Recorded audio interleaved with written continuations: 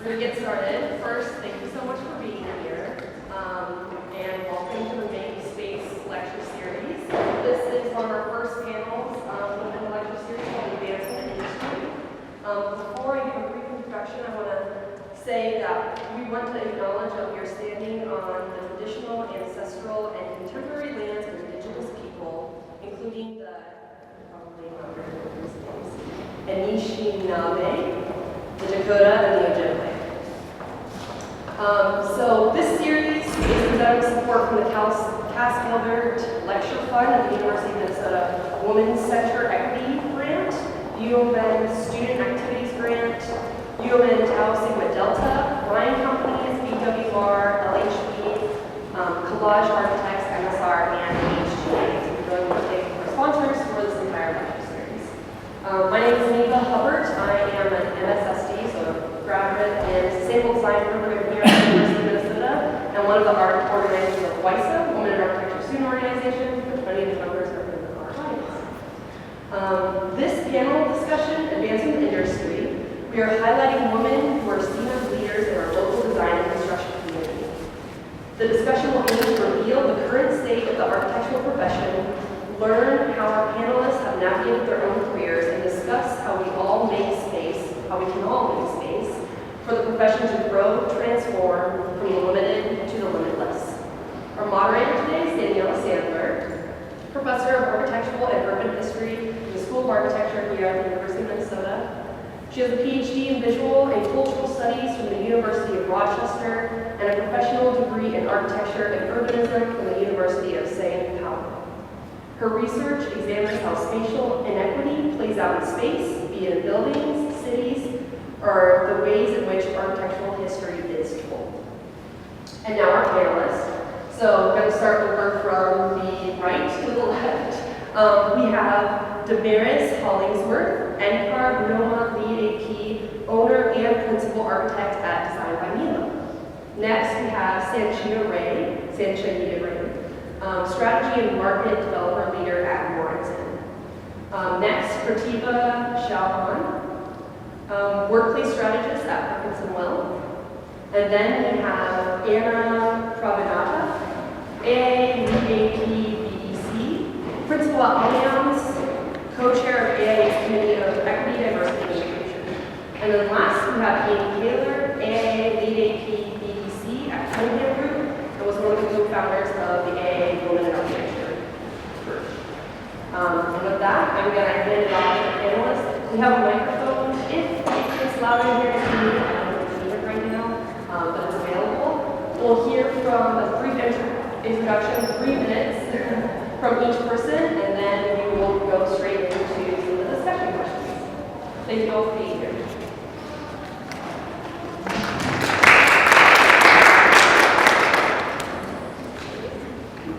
Hi, I'm Damaris Hollingsworth. I am the owner and principal architect at Brandelo. It's my own firm. I just founded November, December last year, so it's really exciting. I was part of the group who founded the Norman chapter here in Minnesota, 2015-16. We gathered with a group of people who had been assembly of architects many years ago, and then we had died down. And when I joined the AA 6-7 years ago, some of the black architects were like, "Hey, you understand? How about we pick up and bring you back, and then turn into a normal chapter, which is more collection and then national support." So we did that. There were a lot of support from the AA, actually, because all the bylaws and all the stuff had to be done. So that group has been ongoing. I was the president for 17-18, and then in 18 we founded the outreach group called Design Shop that is outreach for minority students, high school age, and we have it in the fall. So we started again now on the 10th of October. So those are my snippets of what I'm really passionate about. Oh, we just want to go. Oh yeah, so that is photos of our last session. So from weeks number of first week, second week, and then the last one we had an expo at the area in Minnesota in November. It was really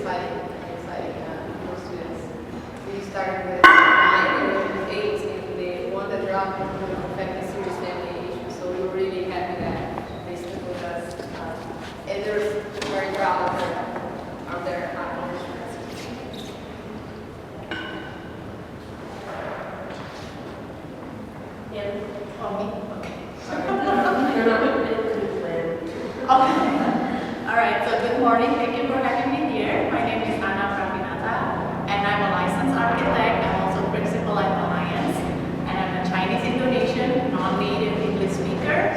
I'm a wife and also a mother of 2 kids.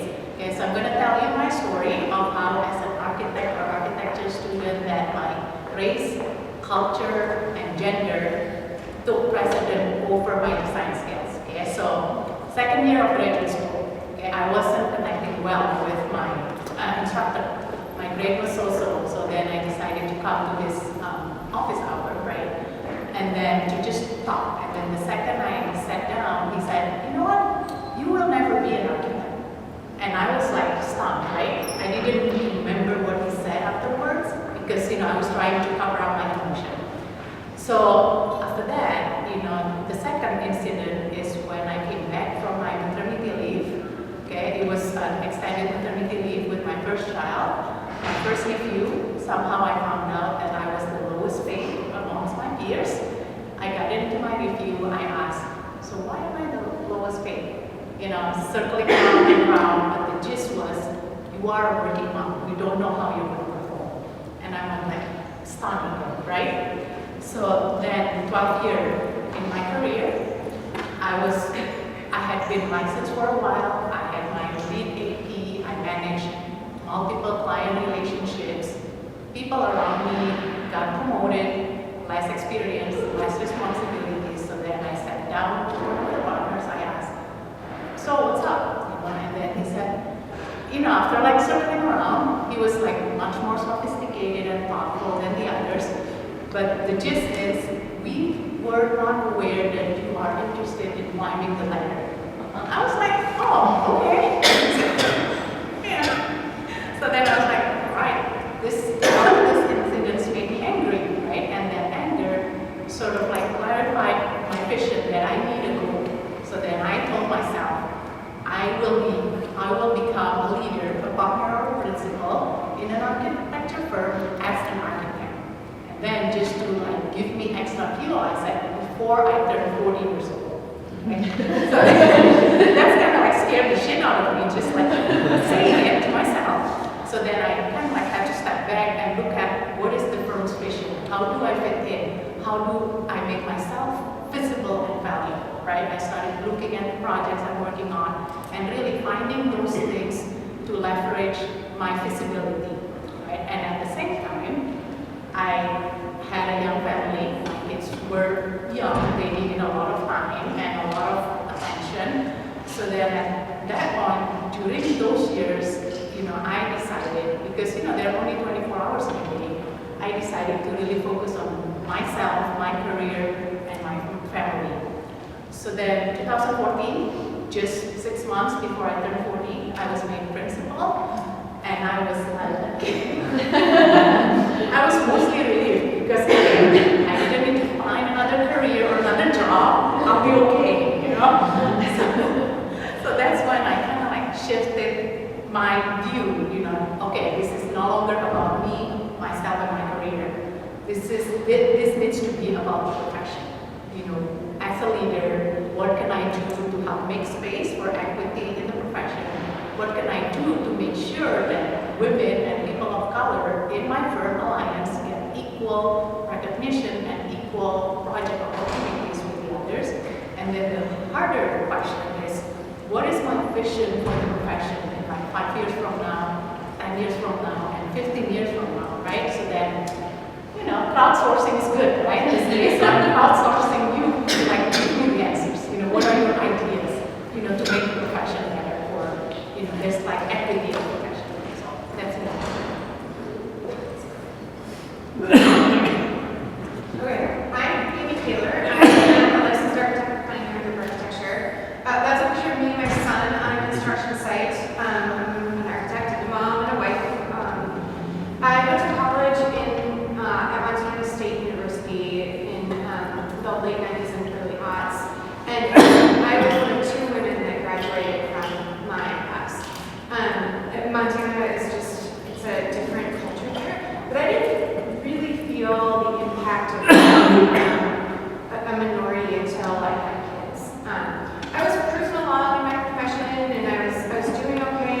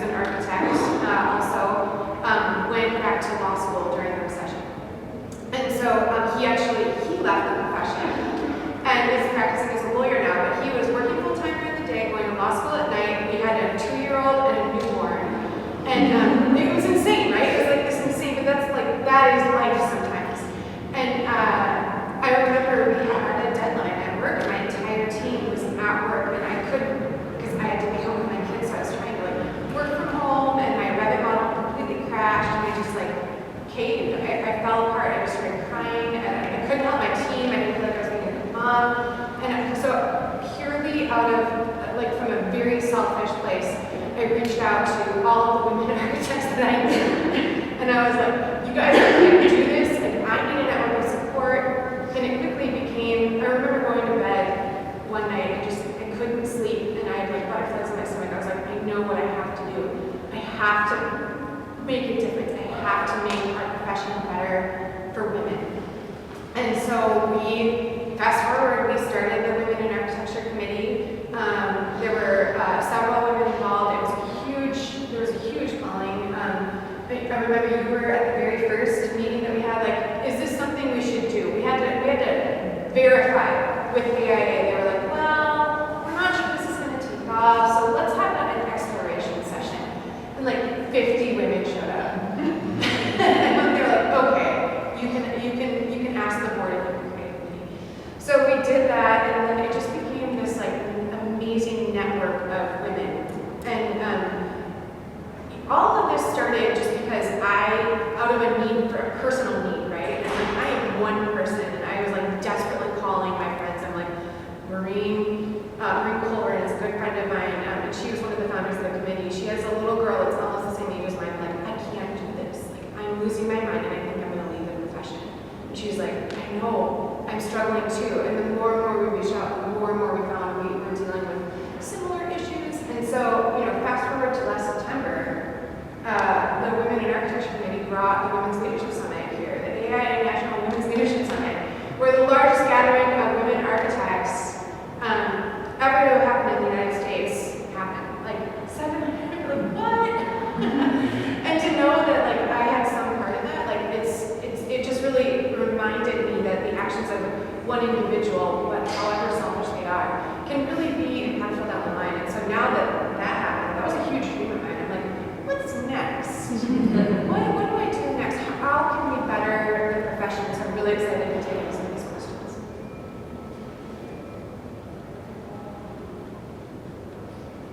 Hi everyone, my name is Pratibha Chandra. A little bit about myself. I grew up in India, and I grew up in India in a very small rural village town, and left India when I was 16 without knowing how to speak English. So I've navigated my way outside of my country, and just being a second language speaker of English as a person who's moved through different countries, and I'm miraculously finally here in Minnesota. Really, I feel like this initiative about diversity and inclusion is kind of like I've experienced it firsthand in terms of navigating the ebbs and flows of just being an immigrant, as on personal level, but also on professional level, it kind of manifests itself in a different way. So I'm excited to hear from everyone else too, and also contribute a little bit of what I have been through. Currently, I actually graduated from MARC and MSRB from University of Minnesota fairly recently, so I'm actually very honored to be part of this panel. It almost seems like I was here just yesterday. Currently, I work at Ferguson Will with their planning and strategies team. And the way I see diversity, inclusion, and a lot of these issues addressed in my work is through very conscious engagement with our client. We are conducting a lot of research, and when we engage with communities of our users, we often try to put their perspective at the forefront of our design, and then collect those insights and really distill that within our design as we go forward. I chose this image because we have 62% of women at our office, and I'm really extremely proud to be working there. So this office and the culture of our office really is focused on promoting and accepting differences as a way for us the innovation, or driver of innovation in our industry.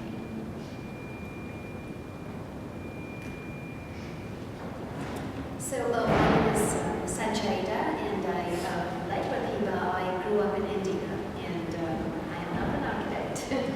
I actually chose electrical engineering for my undergrad, and the funny thing is when I actually went in for my initial engineering course, my mind was saying I want to do architecture, and for some reason my family said, so we landed in electrical engineering. I'm glad I did it. I joined a very nice company called ABB in India, and took on role in sales, marketing, and business development of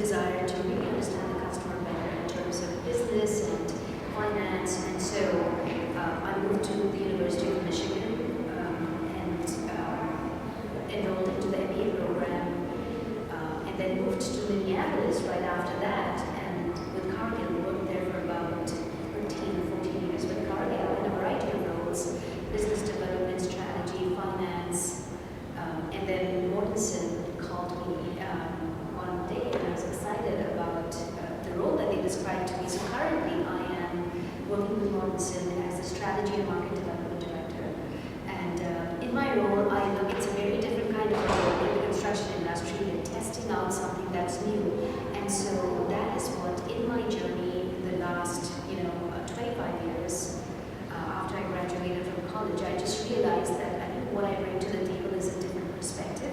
And that's something that has become so valuable that I'm grateful that in the initial part of my journey, whereas it was kind of a battle and all kinds of struggles that you all talk about, I can relate to that because I've gone through the same thing. Whether it's non-acceptance of women in this particular industry because women don't do that, or you don't fit into our circle. I never I sort of said I'm going to turn this moment of disappointment into an opportunity, and that's where I'm at today. And so my perspective is appreciated, even though it's a different kind of industry than what I'm used to. So a little bit of background about myself. I'm also a mother, and I have two kids, two girls, 11 and 13, and a little Venetian accent. That's about me.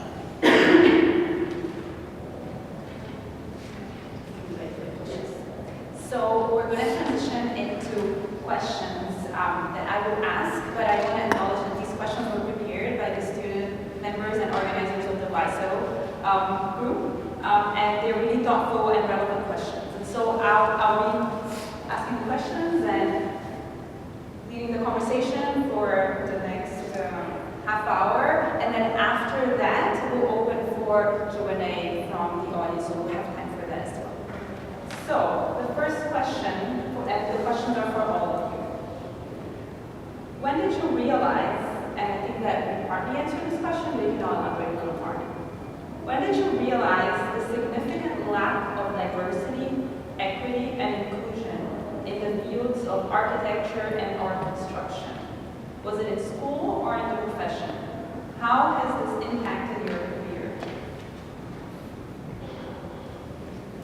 So we went to the same school. We're from Brazil, and we were in the same school, University of São Paulo, FAU. And in school, I noticed first definitely racial, lack of racial diversity, not necessarily gender, because at my time it was mostly women.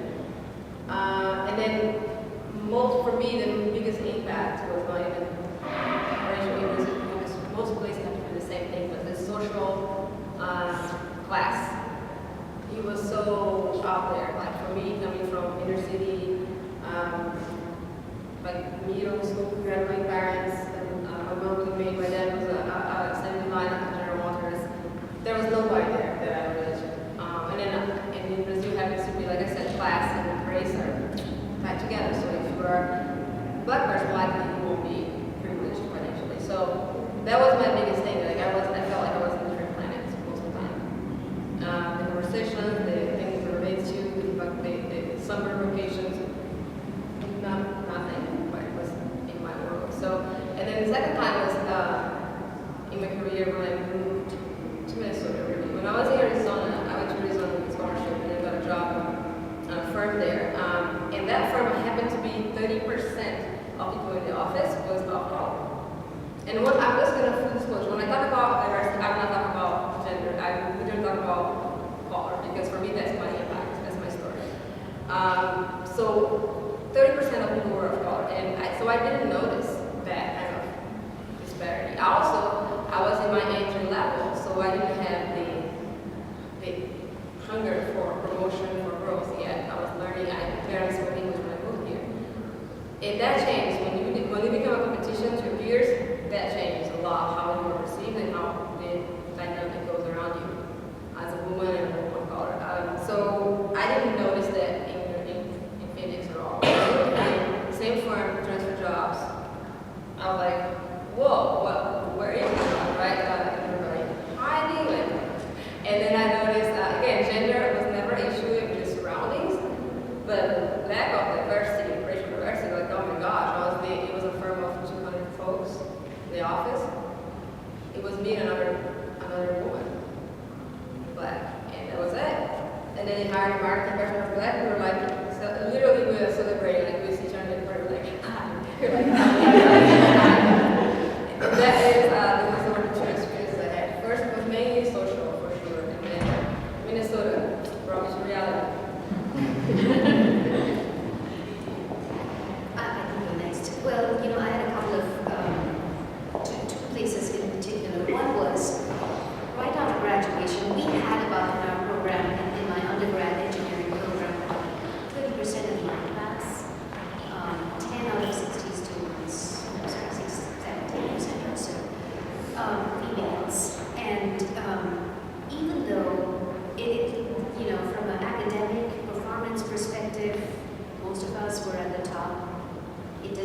when it came to recruiting, what we realized was the top choices for recruiters, for students, didn't even interview girls. I mean, girls were not allowed. So that was, for me, was a wake-up moment, you know, wait a minute, why? You know, is it a mindset? Is it a, and I realized there were stereotypes and mindsets, right, that they wouldn't even allow you to speak to, you know, certain set of companies. The other one was, you know, in my first job, I realized when I raised my hand and I said, you know, of all areas, the one that appeals to me is I'm in a customer-facing role and I want to be in sales marketing and business development, setting power plans in the country.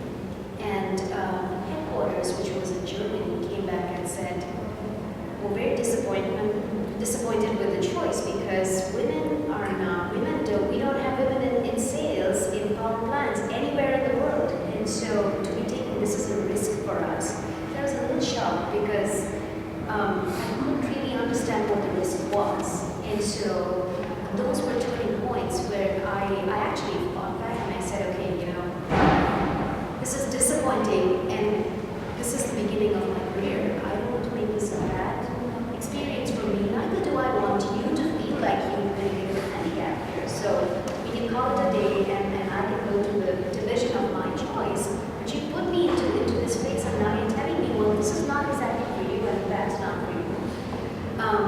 And so we let that die. We, you know, and from a performance standpoint, you know, I had a really great experience. And what I realized was that sometimes, you know, when you're trying to break open some barriers because of mindsets or whatever, don't give in, you know, don't give up. Just stay at it because I also realized it was just not for me alone, it was for the next generation of women. And today as I do that continuously, the struggle continues today as well. It's really about, I think about my two girls, you know, and their future and whatever I can do today, maybe moves the needle a little bit, but it'll be a step toward that next generation. I think for me it was pretty early in the school that I started realizing the lack of diversity and inclusion. Especially, I came from not architectural background. I had art history and art studio background under the organization. We were asked to look at a lot of precedent work as an inspiration for investigations. And I just ran into this wall of just finding works that were celebrated only from a very specific part of the world. Not that it's not good, but I was really starving for something that did not look a certain way or didn't fit a certain criteria of how architecture is judged or perceived or celebrated. We don't have to go far, we can just look at the Pulitzer Prize or just, you know, the amount of like how many women are there that are celebrated as the winner of that prize. And also Miki Doshi is being one of the very few architects from my part of the world that's being represented with that prize. So a lot of that is just, as young students, we're looking for material, inspiration, role models, and we don't find them. So that's difficult. And I realized that in the very beginning that I have to be the conscious agent of seeking that information and dismantling my own biases towards what, because I'm getting bombarded with this material is good versus this type of building looks great, but it's not about how I see through the lens that I have right now in front of me that's being given to me through the education, but also accept other types of architecture or systems of making for what they offer, but the inherent value they have. The other thing, this is kind of funny, but also very sad. I got these questions a lot of times from my peers if I won a scholarship or something, and whether it was only for women or if it was for minority. So at that point, I didn't have the right way of addressing these, and I used to get really personally upset. But now that I've, you know, matured a little bit, I feel like those are humorous questions to ask because some of these are blind to review processes. You don't write your name, but it was actually constant asking, probing of that question whether this scholarship was only for minority women of color. So I realized the lack of diversity mostly when I started in the profession. And about 10 years ago, I realized that I wasn't going to move ahead if if I keep doing it myself. Because I'm quiet, I'm introverted, and English is not my native language. So then I decided to ally with an outgoing, extroverted white male to be my voice. Okay, because I have the ideas, I have the brain, but I don't think I'm at that level yet to be my own voice. So then I started out, making alliances with white male, extroverted, outspoken. I have like one-on-one meeting with them. I share my ideas, my thoughts, how the meeting should go, how client relationships should go. And so then, that was like 10 years ago, and now, I feel like for me that was a good decision. Even though I didn't get the credit, that was okay. I don't need to be the voice. As long as I get those issues moving forward. So that's kind of the way how lack of diversity impacted my career. I could go so many different directions. There's like three things like in my mind right now that I want to like throw out there. I'll go with the first one, which is I wasn't a tomboy, but I was definitely around men a lot. So when I was in school, it didn't really faze me. I didn't really notice it. When I was growing up, I actually was a member of the Boy Scouts of America. I was a camp counselor for the Boy Scouts for many, many, many years. And I did Girl Scouts too, but I was like, that's kind of boring. I didn't like the things that they were teaching in Girl Scouts. I liked the things they were teaching in Boy Scouts. So I did that. And I made that happen, and I didn't think anything of it. So I was used to being around men. And so in school, I didn't really notice it. I have some observations, hindsight, but at the moment, I didn't really notice it. The first time that I really, it really struck me, and this plagued me for years. I was pretty young in my career, and I went out to lunch with a gentleman, a white male, and he told me that I am too emotional to be an architect. You will never make it. You are far too emotional. As he's telling this to me as I'm literally crying. That would be a fair observation. But this is over and over and over again. You're too emotional, Amy. You're way too emotional. And finally, I got to a point. I watched something. This was after we started Women in Architecture. We watched this video by a woman named Carla Harris. And she talked about the perception, and perception is the co-pilot to reality. I was like, people perceive me to be super emotional. How can I flip that? What can I change? And I said, yeah, I'm emotional, but I'm really passionate. That's actually what is driving me. And so I turned this into my personal brand around passion. And in fact, I used this concept of passion as the platform for my application for the AIA Minnesota Young Architecture Award. And I won. And then I was like, all right, let's do this again. And I went to national, same platform. It literally was all about passion. And I won, so I was able to flip this thing, but it wasn't until that point in my career where there's these cultural expectations of women. Emotional was one of them that I was dealing with that I needed to flip.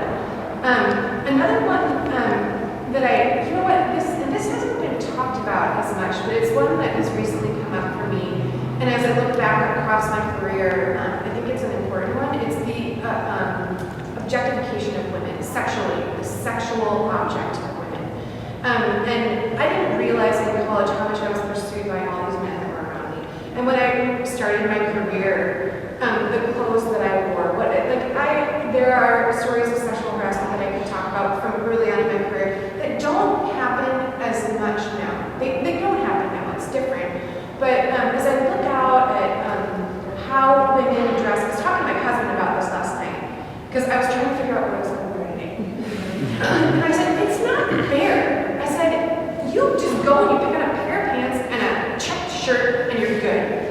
And I was like, but this is totally, literally, this closet is all gray, black, and khaki pants, and then checked shirts, Jordan that's it. And I'm like, do I wear pants? Do I wear jeans? Do I wear high cut? Do I wear low cut? I'm like, there's way too many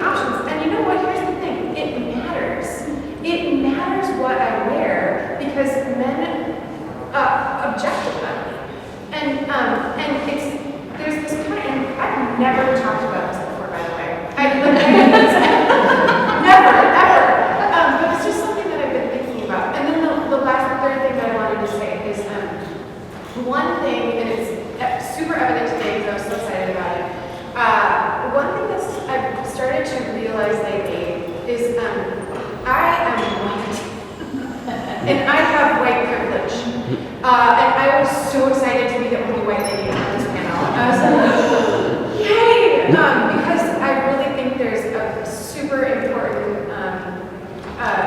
way to bring together a diversity of voices. But I have not always appreciated what my whiteness has gotten me in life. And I don't know what to do with it. I'm uncomfortable with it. I know that it's a privilege. How do I best leverage it? How do I temper it in the right situation? That has all come through these conversations. I don't think that I would have noticed how white I am. And I grew up here in Minnesota, in a Farmington suburb. And so I've been here my whole life, and then I went to college in Montana. That's a whole bunch of white people too, with guns. One thing that I need to work on is understanding my own white privilege. And that has really started to impact my career. And I feel like on one level, like, I owe so many people an apology for how much privilege I've had and not known it, and probably leverage it and that tail with it. But also, like, how do I do better? How do I be a better person about being white? Before I move on to the next question, I just want to ask if everyone to respond to each other's comments. Something that you said. I think that sexualization is a big deal.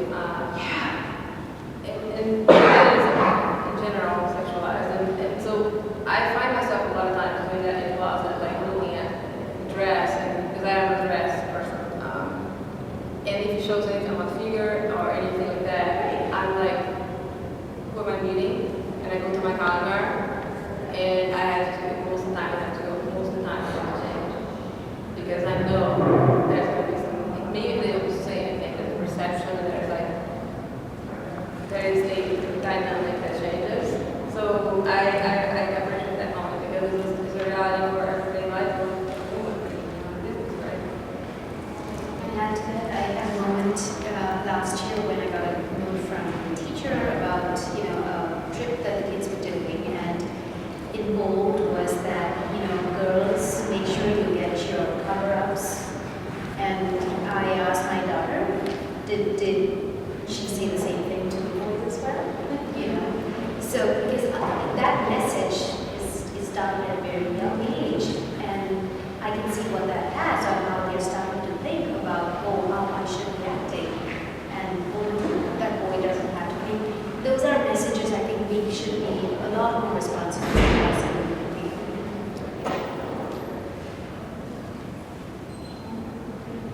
Literally, it's nothing that I've ever mentioned before, but it's been on my mind. And maybe it's because my daughter is getting to be an age where she's thinking about what she's wearing. She's 8, but she's an 8-year-old girl, and like still in love with pink. But I don't know what it is lately that's been top of mind. And you look at these people that culturally we hold up as icons, movie stars, sports players. And you look at the Oscars and the Emmys, and these women, what they wear, I just oh my god! Like I could never ever be seen in something like that. And I never ever want my daughter to wear anything like that. And but also to get to a point where they aren't judged for it, and that we can wear what we want to wear and be who we want to be without being objectified, and really being known for what's up here. And I'm obviously still wrestling with this. One thing that struck me though, I want to say it, I've known you for years. Anna and my husband went to school together here before the edition, so that was like a long time ago. Actually, my husband worked on this edition. The fact that you attach yourself to a white female, that's interesting. I never knew that about you, and I feel like I knew it as well.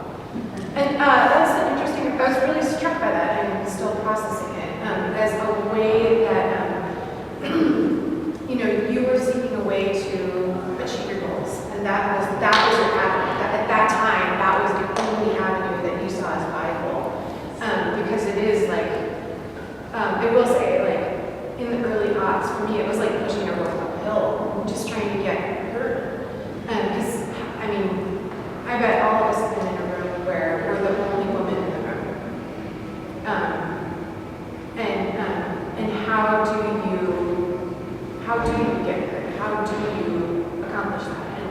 And in some ways, it makes me so sad that was the approach that you felt you had to take. But at the same time, it was effective, and now you're the world that you're in, and now you can get shit done, right? Like that's and I know you will. Like we've talked a lot about that, and about the importance of, representing women at leadership levels and how to accomplish that. I just was really struck by that. It's kind of sad that's what it took. I remember another story you told once of at a client meeting. I think it happened recently, where the client was asking a question, and Anna would respond, and then the client would ask another question of the guy, and he would be like, I don't know, let's ask Anna, and then Anna would respond, and then the client would ask another question of the guy, and then he would be like, Anna has the answer, Anna, and this kind of went on, and this wasn't that long ago. Yeah, this still happens. No, that's okay. So this is a good segue for the next question, which is sort of, what can we do to address these things? So the question is, how can the system work in and the agencies and organizations that are part of our field, AIA and CARB, etc., better support more diverse voices in architecture broadly defined? And I appreciate the lines that you brought up, the different connotations of diversity that we don't always clarify.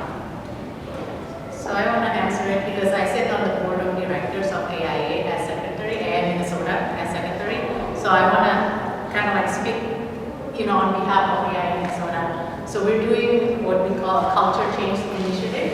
So we gather a lot of people with a lot of diverse voices in terms of what their experience were, what their ideas are, to really change the culture, okay? And AIA Minnesota has looked at their internal processes in terms of awards, competition, and then how you get to leadership. So now you have to apply. There's like an application process to get to like the leadership or the board of directors to AIA Minnesota, which kind of like try to eliminate that bias, right? Each candidate was given a set of the exact same questions, and the selection committee consists of like diverse body of people, diverse voices. So that's kind of like what we're trying to do from AIA Minnesota, and because the space has been created, and it's kind of like for the women, the people of color, to really step up and claim that space. So that's all. I often wonder as a researcher, to go back to what you just said, is that AIA and CARB and other organizations have a lot of data because they've been active for like decades and decades. So from a researcher or architectural researcher point of view, how do we leverage that data to find gaps and holes in the ways we've been operating, and then not just stop with the data collection and research projects, but how do we use that information to somehow program those issues and then systematically change things? So I'm often just always curious about like what kind of data we've had historically and how can we actually use what we already have to better processes that we are using. So it could be anecdotal data, it could be quantitative or qualitative, because I think the information sometimes tells us a lot more than we can perceive and just options, and it's very systematic. So that's my researcher's point of view. I think it's a little bit. I think they one of the things that I have noticed, one of the most organizations I'm part of, is because there's not many of us Black architects. There is that one thing of the voice is not there, right, to represent, because then there's definitely a need of understanding and allyship creation, even if you're a Black man or a white man or a woman, to be the voice of professional colors and truly understand the everyday reality of what it is. My race shows up before my gender any day, before the fact that I'm foreign, but the race is there, right? And that shows up. That is my first barrier.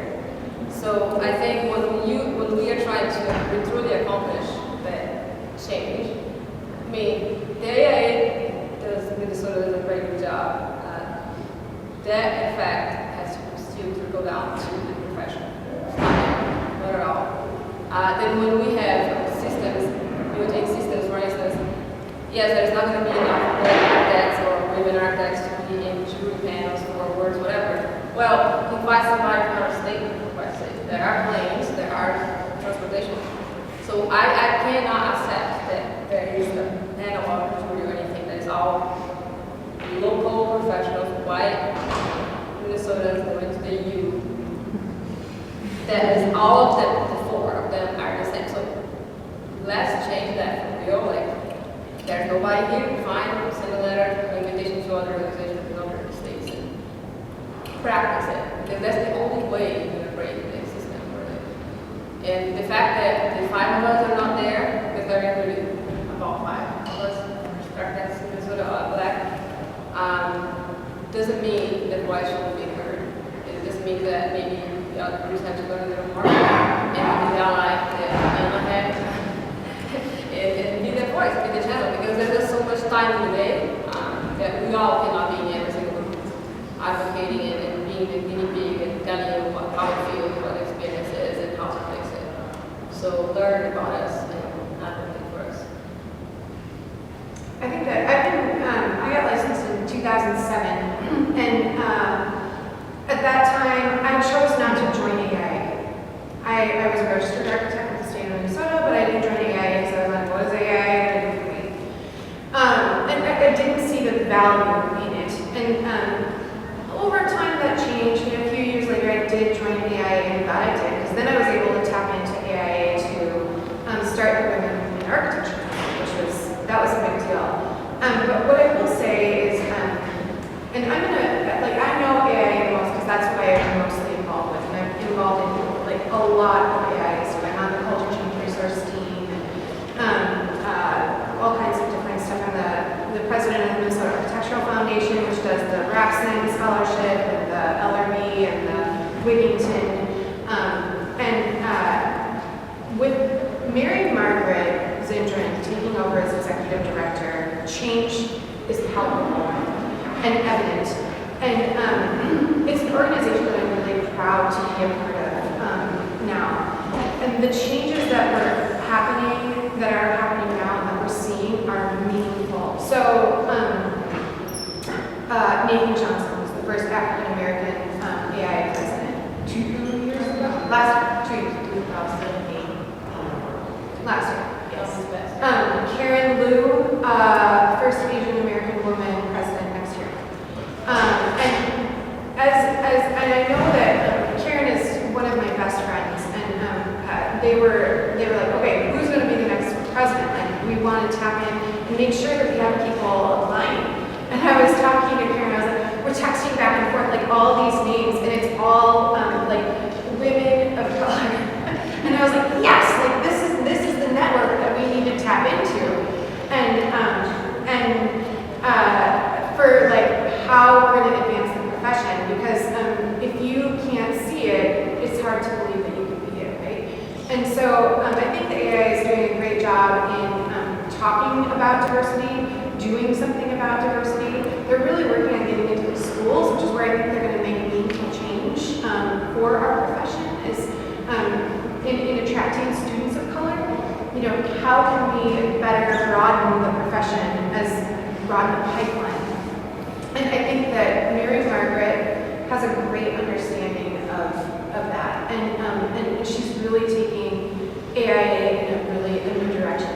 And on top of that, Damaris starting NOMA, like that was huge, and that's a big deal.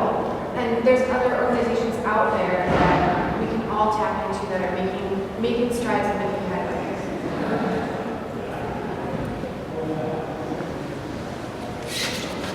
That is kind of a perfect follow-up for the next question, which selfishly I am interested in as an academic, because it brings the question to education institutions. So what is the academy's role in changing the way diversity, equity, and inclusivity are addressed in this profession, in our social and physical environments? What needs to change in curriculums and other educational practices? I think we won't really see big change in 2001, but there was more of us, more women in leadership, more black people in professional, more black people in leadership. And the only way to do that is to treat the ratio, right? Is by going to school. You have to go all the way to school, because if you look at the schools, there's not a lot of black kids going to school for our freshman, and there's a large difference for that. But then if you think about the academia, like in the history of, I'm not African American, like you said, but I read a lot about the whites, right? And then Harvard has an article, had some documentation on that too. When you were the first generation college, you don't have that kind of, I will use the word wealth, not meaning millions and millions, but just like you don't have the wealth cushion to tap into to be able to afford education and profession. If you think about the costs of college and then grad school, and then the first few years you're getting paid what, 45K, and then you have to also study for your exams. So all of that 10-year lifespan with very little income and a lot of expenses, that is not, and besides, you might not even, you get out of school with 100K debt as a black person that does not get loans and credit already because you're black. And also, you already have to pay. So you won't move your life ahead. You won't get a house, you won't get a car, you won't get credit cards, so you can get even more debt. So it is all that bunch of stuff that is like nobody talks about, but this is reality. How the curriculum is right. How about real life curriculum that you can get a job and have same way we do it for an card. You have to report what you're learning at work. So how about we start that sooner so you can get paid and learn what you have to learn. So I think you can afford to do this. I could never even try to get a loan from this. When I went to grad school, I had my employer pay for my grad school. But in a lot of cases, it makes you want to get into grad school for architecture. You just can't make the only thing. There's like, there's the role for it. So I think making the curriculum more real life experience and making it more for paid work, that's probably really learn architecture. I can appreciate the theoretical portion of architecture. I really value that, and it does make you a better professional. But there's a practice that could be leveraged to make it accessible, financially accessible. So then I can guarantee you, based on the kids that I meet through NOMA, there'll be a bunch of black kids in architecture school. Because they're surely interested, very talented. But it's just like, how many black people have met really that are more in display as an architect? Oh man, I really want to be an architect. But then, that's life, right? So I guarantee if we break that barrier of social access, there's going to be a lot more of us out there. For all people. I think studio projects need to be more multidisciplinary.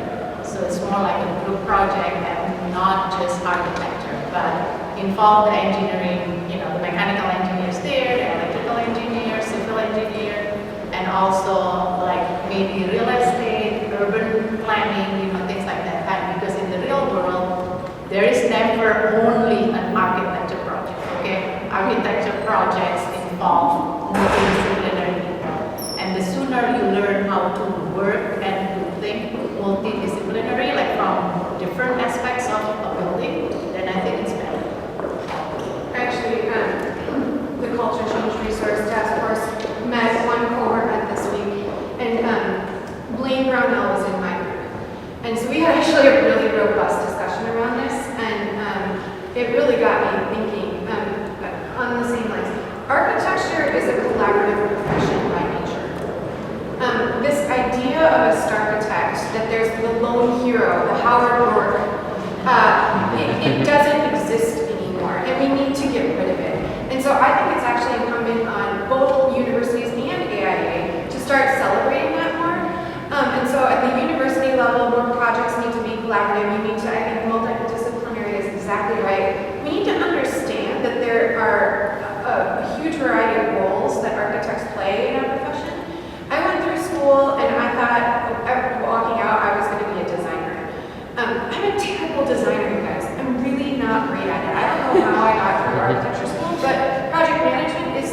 that I'm good at.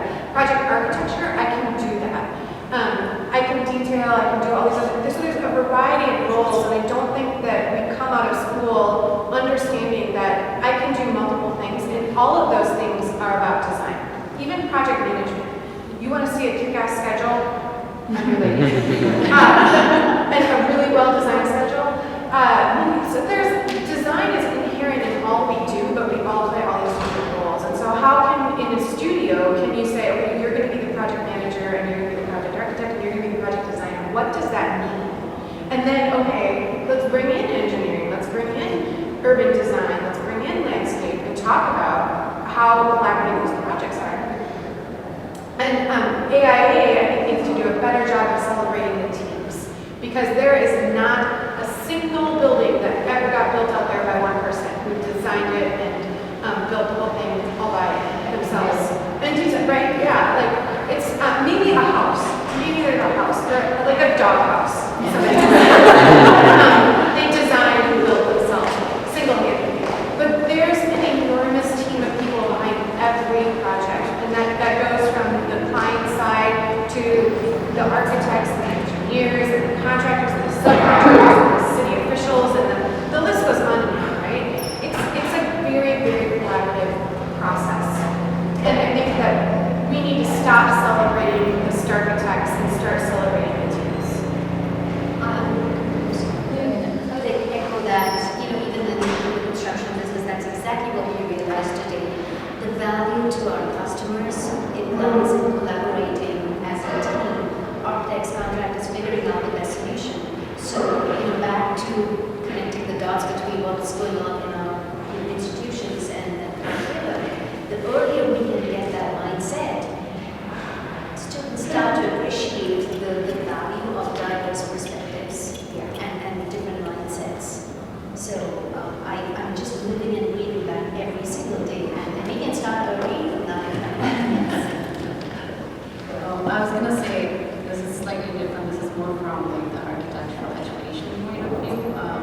I really enjoyed the fundamental courses we learned right when I entered the graduate school, and I feel like establishing what diversity means right then and there is actually quite critical, because how do we discuss architectural theory? How do we discuss architectural history is actually very, very important. If you don't see examples of those in the fundamental courses, it's very hard when you become this student-focused type of student projects. It's really difficult to kind of have a good base. And I really appreciate the class that we taught this architectural history in our first year, which was quite remarkable because it exposed us to architectural history and theory from very different point of view. We were looking at parts of the world that had no idea about civil practice architecture. Their architecture was never represented in the books that we see on architecture and magazine or whatever magazine you want to talk about. But like themselves, those great structures are piece of architecture, and they represent this wisdom of centuries, traditions, and have these intricacy of social, political, historical, racial struggles that ultimately is what we do when we design is kind of synthesize all those struggles or make them visible. So I would say that theory and everything that we learn in school would be it's very critical from the day when you enter the institution to actually know what diversity within architectural practice actually means. Thank you. And I think now we're going to open for questions from the audience. So in the introduction, some of you talked about being mothers and how that's impacted your life as an architect.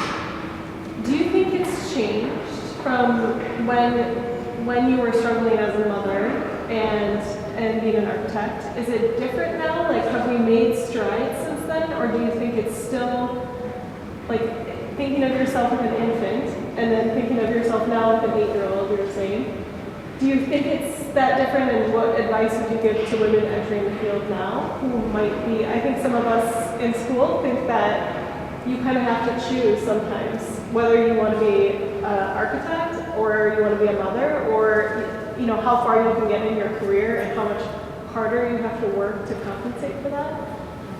What do you think is different, or what do you think is the same? So I think, as a woman, and if you're becoming a wife, a mother, you kind of need to think about 3 things. You need a supportive spouse or a supportive network, okay, that can like fill in for you, right? And then the other thing is you need to find a firm who is supportive of your personal life. Because if you're in a firm that values quantity of time your butt is on your chair as opposed to productivity, then you're not gonna have. I'm just gonna be straight out with you. Because as a mother, you need that flexibility. Okay, I need to go home, pick up my kid, but then chime in again like after my kids are in bed. So kind of like that flexibility of how you schedule your daily life. So find a firm that appreciates your personal life, right? And then the third thing is you need to be able to get rid of your guilt of leaving early because you have a sick kid, guilt of like missing one of your 1,000 child soccer games, so you kind of like need to, you need to like come to terms with that guilt and just like live your life and not exactly 50% personal, 50% professional in one particular day, but look at it as more like in a kind of like in a broader way. I talk about the term work-life balance. I hate it. Because it automatically pits those two against each other. Like if one is up, the other has to be down. I like to talk about work-life integration and the importance of being able to integrate those. So I think what has changed for the better, two things. Technology has allowed us to be a lot more flexible.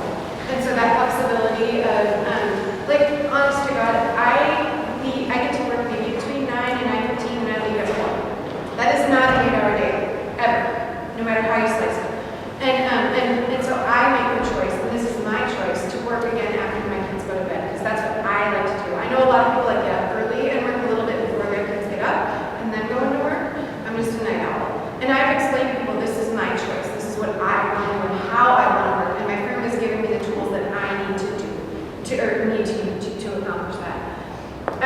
And so flexibility is getting a lot better in place. It wasn't that long ago where I was in a firm where the expectation was you were there, 9 to 4, like core hours. But you were there. You were expected, and if you weren't there, they needed to understand where you were. And now, there's like last Friday, I was like, I don't really feel like going to work. I'm going to just stay home and work from home today. I didn't have any meetings. It worked out. I let my team know. I'm like, oh, if you need me, call me. And it was fun. And firms are getting a lot more accepting of that. I was at home alone. I didn't have my children. They were at school. But just that flexibility is really important. The other shift that I've seen is this cultural expectations that women take on the bulk of the child rearing and caregiving. That I see shifting broadly. I think for a whole lot of reasons. I think that the LGBTQ community is a lot more accepted now, and so we're seeing a lot more same-sex parents that are out there. And I really I have asked same-sex couples that are married and what's the split? And they're inevitably there's always one mom or dad that ends up taking a little bit more of the bulk of it. But they're like, it's pretty even. And I was like, you know what? It is in my marriage too. My husband literally gets the kids up every morning and gets them on the bus. I'm not a morning person. My kids were I roll out of bed this morning and I was like, bye kids, I'll pick you up after school. And I'm still in my pajamas, haven't brushed my teeth, and I'm like, yeah. My husband does that every single morning, but I pick my kids up and I get them fed, and I take them to sports. But then if we have free time, it's usually my husband that's playing with the kids, not me. And so we really found this delicate balance, but he is far more active now than I saw in my own parents' generation. And so I think that there's this balance that's shifting. And my husband, we both have big full-time careers, right? He's a lawyer, full-time, I'm an architect, full-time, at the same firm. And so it's, he's busy. We both travel a lot, and it takes a village. We are both speaking together at the AIA conference November, and my only request, I said, I have a single request, we will do this, but it can't be before 9 a.m. because the bus does not come until 8:30, and if we are both speaking together on our topic is the ethics of diversity, we can't make that happen. And they came back and said, you're at 8 a.m., 8 to 10, and I was like, yeah, that's a problem, and they said, but can't you? And so we still deal with this, right? And so we have this village, literally, that we tap into of grandparents and friends and other parents and siblings and, you know, all of these things that we need to survive. And that is critically important. I could not do this without my network. More importantly, back to that financial piece of it, there was a choice that I had to make. When our second child was born, I said, honey, I can either go back to work and my entire salary will go to daycare for these 2 children, or I can stay home. And he said, you're not staying home, you would be a terrible stay-at-home mom. And I said, right. And so we, once again, how we were able to financially make that work was my mom drove up from Farmington one day a week and watched my kids, and his mom, who was in Shoreview, we took our kids to Shoreview one day a week, and they were in daycare 3 days a week. That was the only way we could make it financially, because at that point he was still an architect. And then 2 architecture salaries. So there are these challenges that we're still working to overcome. And, but it takes a village, and it's, I would say it is improving. I think to Andy's point on the shift, I would say sadly that the changes, the progress that we have made is because the guys now are hands-on. Really, because we have been asking for how long that is. Yeah, so now suddenly it's changing because I had one of the VP from my former job. He took maternity leave 8 weeks after his wife. So his wife took some and then he took some.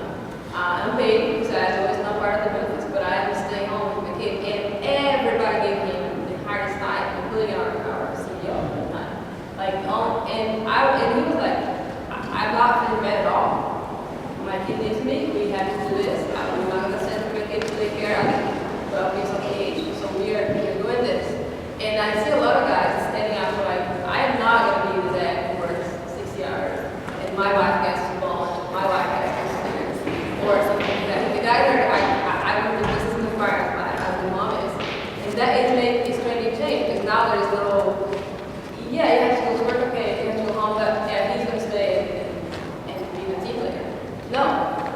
There's policies now too, like we're seeing a lot more paid parental leave. And it's not paid maternity leave, it's paid parental leave, so the dads can take it too. And I just keep waiting for it to, like, having a child is literally seen as a disability. Like, you get disability pay.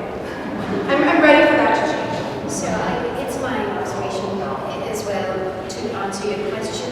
There is a shift that has happened, say for moms, but it's incremental, I would say. I think the pace at which that has happened is not satisfactory in my opinion. But now, any change, it just cannot be for women alone. So again, we're encouraged. I think that I am seeing more examples in the younger generation where, again, young dads are taking their maternity leaves. And so it really takes a systemic change. It takes the system to change. And it just cannot be one side, the women. It has to be both sides. And I have hope, in the next 10 years, it's going to be a significant shift. I feel like we come to that point. I think too, sorry. And your point about work-life balance, it's about integration and thanks to technology that we can even dream of things that 10 years back was not feasible at all. So, The cultural expectations, the gender cultural expectations of parents, it's two-sided, right? Yes, women are expected to, cultural expectations are that they're the primary caregiver, and they might choose to stay home, and they might be the one to take the brunt of caregiving.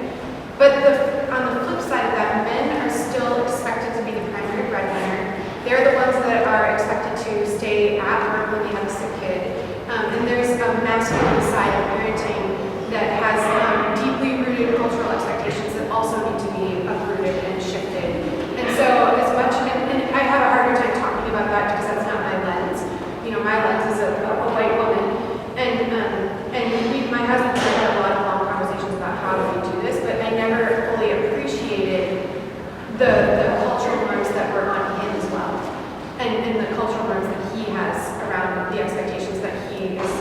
the breadwinner and that he is available to travel and that he is all of these things. So it's a two-sided coin. So I never heard of a man who was asked in a business trip, who is the home of the little ones? How many times have I listened to that? Yeah. Alex trip. Or whoever, grandma, the neighbors, and I need somebody. So we have time for maybe one or two more questions, depending on how it goes. But I also want to say that after it formally ends, there will be time for informal conversations over food. So if you don't get your question in now, there will be time for it. Well, first I just want to say you are all so eloquent and and insightful, and it's just so nice to hear you all talk about all these issues that I think we all feel about the profession, but we don't know how to explain or put into words. And it was just really great hearing about your successes and hearing you guys talk about that. But my question is about, so Anna and Amy both mentioned this. Anna, you said like the 6 months before you turned 40, you were a principal, and then that moment kind of happened where you're like, this is not about me anymore. Like, I want to work for the profession. And I guess the Why So Organizers, we work really hard doing this, and it's a great opportunity, and we love it, but it's also like a lot of unpaid labor, and we have school, we have jobs, we want to be successful female architects. So I was wondering if you could talk about maybe like some other experiences or insights on like how you navigate that like line between like, I want to spend time on my schoolwork and I want to go on my internship, but I also like need to take a lot of time out to do the things that you all have done. You've all done like really successful, important things for the community of architecture. Unpaid labor. For me, it's the moment that I had like that like fluttering sense in my stomach, like, oh my god, I have to do something about this. It became a passion for me, and it wasn't work at all. And I was always kind of like, okay, I have to finish my work so I can work on this other thing. And I did a bunch of research around when we developed the business case for women in architecture. And there was a whole slew of people here, Lindsay, you helped, that contributed to the research of that. But we used data to build the business case for women in the profession, right? And I did that all at night. And it was fascinating, and I loved every second of it. And I still find it, it's my driver. Like, it is, if I can do that work, I would be so happy. But I'm an architect. I still have to build buildings, right? And so how do I bring those two things together? Earlier in my career, it was really hard to find that balance because I had to bring a paycheck. I had to get paid for what I was doing. And I was doing all this other stuff at night. And I still do a lot of volunteer. As I got further along in my career, when I joined Cunningham Group, I demanded it. It was part of my negotiation. I just straight up said, you know me, you know that I am a loud voice for women in architecture, that I speak all over the country, that I'm heavily involved in AIA. These are all expectations for me. I have to be able to do this. I am not allowed to be able to do this on my own terms. I'm not going to take the job. And they came back and they said, quantify it.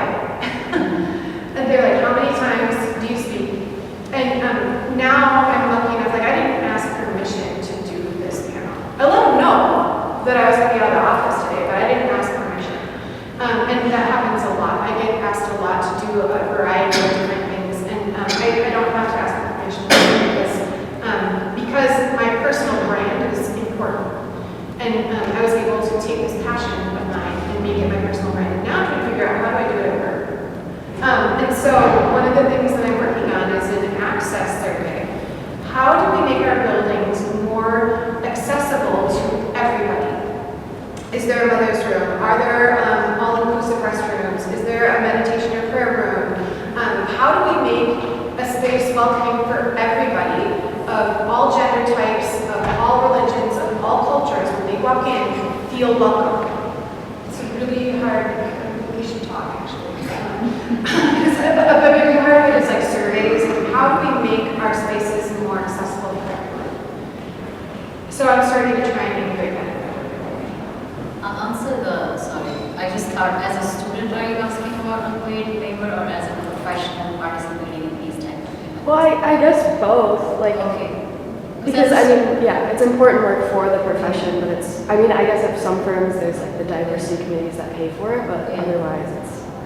So there are two things. As a student, when I was participating in other extracurricular activities, I often wasn't aware that there are resources, so you can apply for grants and fellowships. They're not always very easy to get, but there is, if you can't do it 100% all free, there are other opportunities throughout the university. And I had to actively seek out those things, so just be aware of those and also ask professors. And there are often ways you can figure out a way to work, 50%, grant 50%, other sort of value type of situations. And I would also look at it as a value proposition, not as unpaid, but it doesn't have to be explicit money that you're getting in exchange for it. Well, if you're working as an intern at an architecture firm, you should be getting paid for it. So I'm not talking about that. I'm talking about participating in other things for yourself. For that, you can look at value in non-monetary terms. So the value could be, building your brand. Value could be getting to know the industry well, establishing networks, and value in ultimate long term could also be just, improving the way you connect with others, improving your portfolio. And sometimes I didn't even know, I ended up meeting through these fellowships and extracurricular activities, meeting people from outside of architecture that now are pretty close to me, and I ended up, we do different projects, they're not essentially just like architecture related, but you will start seeing value of it in a non-monetary sense. So, but if it's working for an architecture firm, I really want to say you have to get paid for that. Yeah, and I think the NCAR, I got my NCAR certificate many years ago, 6 years ago. So even back then, there was a section about community something. So I still think there is.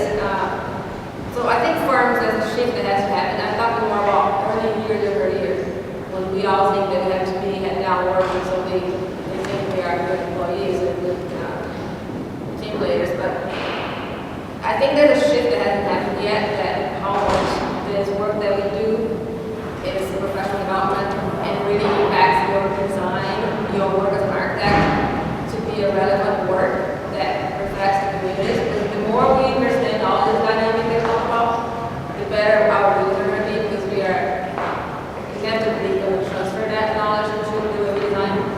So I think the firms are still has not shifted that position of, if you are a brand new out of school first year employee and you need 2 hours a week to do some work like this, it's just as valuable as you learning how to take a book, in my opinion. It is even more, I think.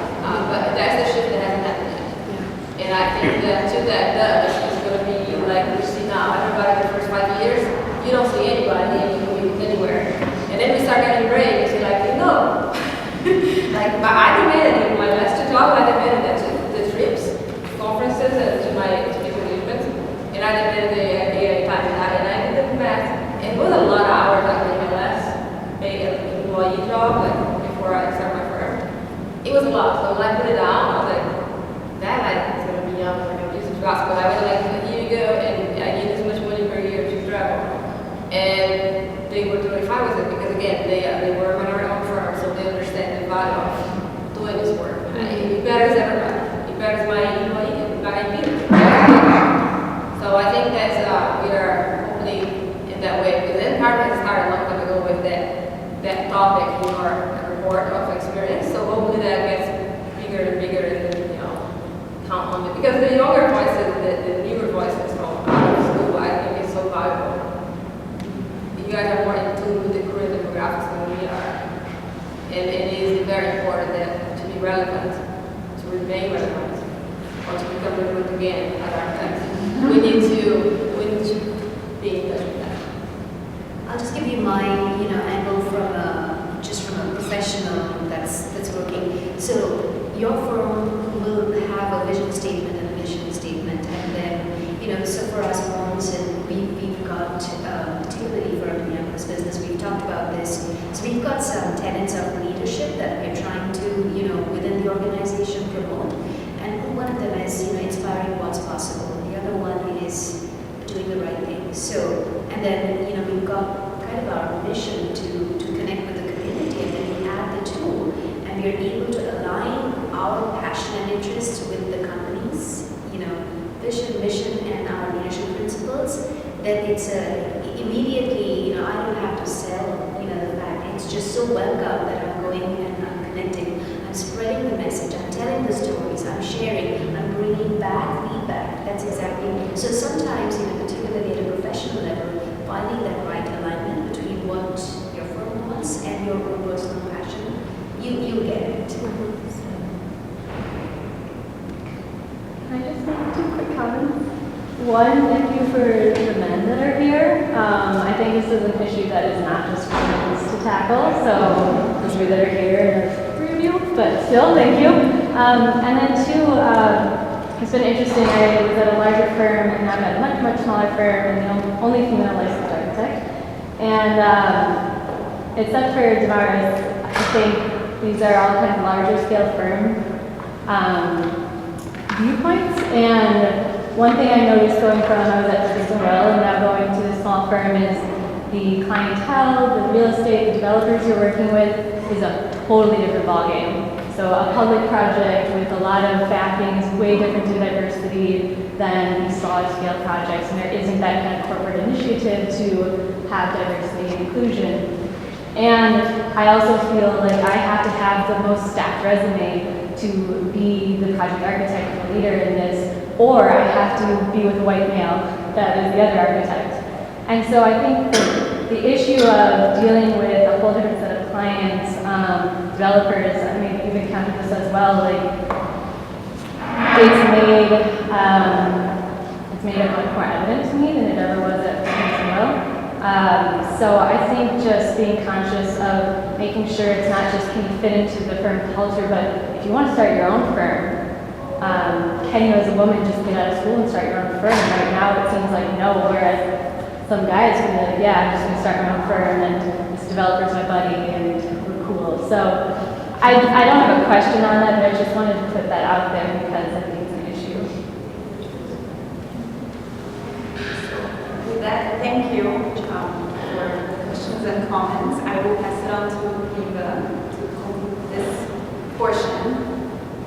I just want to say thank you again for panelists for being here and for everyone else being here.